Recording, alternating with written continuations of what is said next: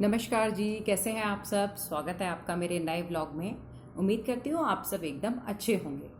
आज जो कहानी मैं आपके साथ शेयर करने जा रही हूँ उसका नाम है बदले की आग। एक मेढक होता है जो अपने परिवार के साथ, अपने साथियों के साथ एक कुएं में अच्छे से रहता होता है। वो होता है मेढकों का राजा। वो राजा तो बहुत अच्छा था, लेकिन उसमें एक कमी थी कि वो अपना विरोध ना बर्दाश्त नहीं कर सकता था। एक बार उसके किसी निर्णय का विरोध कुछ मेढकों ने कर दिया। ये बात उसे हजम नहीं हुई कि राजा होने के बावजूद मेरे निर्णय का विरोध किया जा रहा है। उसने सोच लिया कि मैं इन मेढकों को सजा दूंगा। पर फिर सोचने लगा कि कहीं मेरे इस कदम से बाकी के मेढक भी मेरे विरोधी न बन जाएं। तो उसने दिमाग लगाया। उसने कहा मैं कुछ दिन का समय लेता हूँ और फिर सोचता हूँ कि मैं इनसे बदला कैसे लूँ।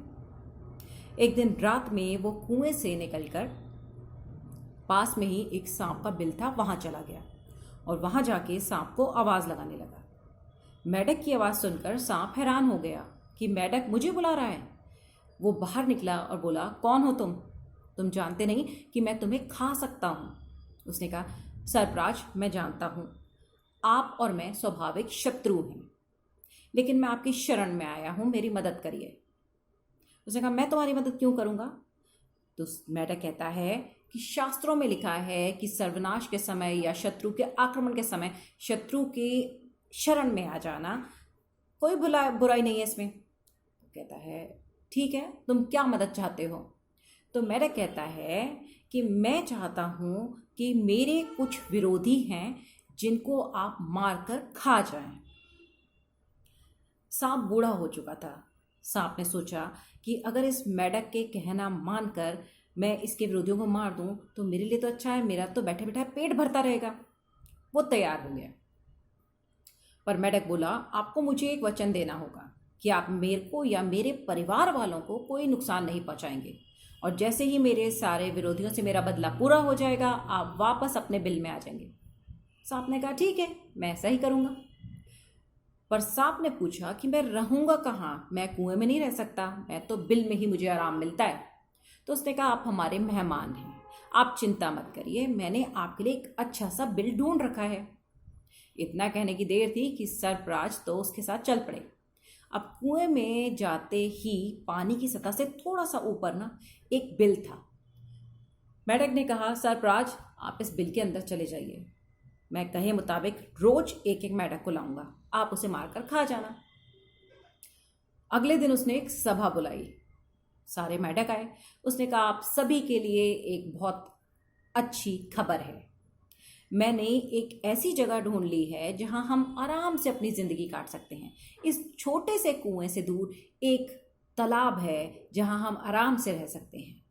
पर मुश्किल ये है कि उसका रास्ता बहुत कठिन और सकरा है, तो मैं रोज सिर्फ एक मेढक को ही वहां पहुंचा सकता हूं।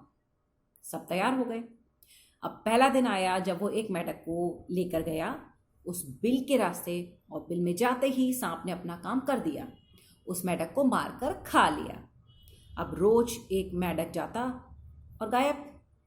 वो दिन भी आ गया जब उसका आखिरी दुश्मन सांप के पास पहुंच गया और सांप ने उसको मारकर खा लिया। इस तरह से मेढक के सारे दुश्मन खत्म हो गए। मेढक ने कहा, सरप्राज, आपका बहुत बहुत धन्यवाद मेरी मदद करने के लिए। आज आपकी मदद से मेरे सारे दुश्मन खत्म हो चुके हैं, मेरा बदला पूरा हो गया। तो अब अपने वचन के मुताबिक आप यहां से चले जाइए अपने बिल में। सांप हंसने लगा। उसने कहा, कौन सा बिल। अब मेरा बिल यही है, जहां जीव रहने लगता है ना वही उसका घर होता है, और वैसे भी उस बिल पे तो कब का किसी ने अपना हक जमा लिया होगा। मेढक घबरा गया। उसने कहा, आपने वादा किया था कि आप मुझे और मेरे परिवार को कोई नुकसान नहीं पहुंचाएंगे। सर जोर जोर से हंसने लगा। उसने कहा, जिसने अपने ही साथियों को मुझसे मरवा कर अपना बदला पूरा किया है वो मुझसे मेरे वचन की याद दिला रहा है। इतना कहते ही उसने उस मेढक को ना अपने जबड़े में पकड़ लिया।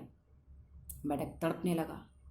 उसे एहसास हो गया कि बदले की आग में ना सिर्फ उसके दुश्मन नहीं खत्म हुए, बल्कि उसकी खुद की जिंदगी भी खत्म होने जा रही है।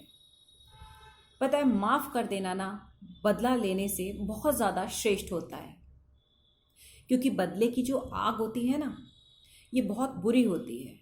ये हमारे विचारों को बुरा बना देती है, हमारे मन की शांति छीन लेती है। इस आग में और कोई जले या ना जले, लेकिन बदला लेने की भावना रखने वाला ना खुद जरूर जल के भस्म हो जाता है। इसलिए माफ करना सीखिए। हर किसी को उसके कर्मों का फल मिलता है। तो अगर कोई आपके साथ कभी बुरा करता है ना, तो भगवान पर छोड़ दीजिए उसके कर्मों का हिसाब। अपनी जिंदगी को इस बदले लेने की आग में मत झोंकिए। समय खुद आपको इस हिसाब को बराबर करके दिखाएगा। बस विश्वास रखिए भगवान पर। तो कैसी लगी आज की आपको ये कहानी? अगर ये कहानी आपको अच्छी लगी हो तो लाइक, शेयर, कमेंट ज़रूर करिएगा। अगले ब्लॉग में आपके साथ मुलाकात होगी एक नई कहानी के साथ। तब तक के लिए जय श्री कृष्णा।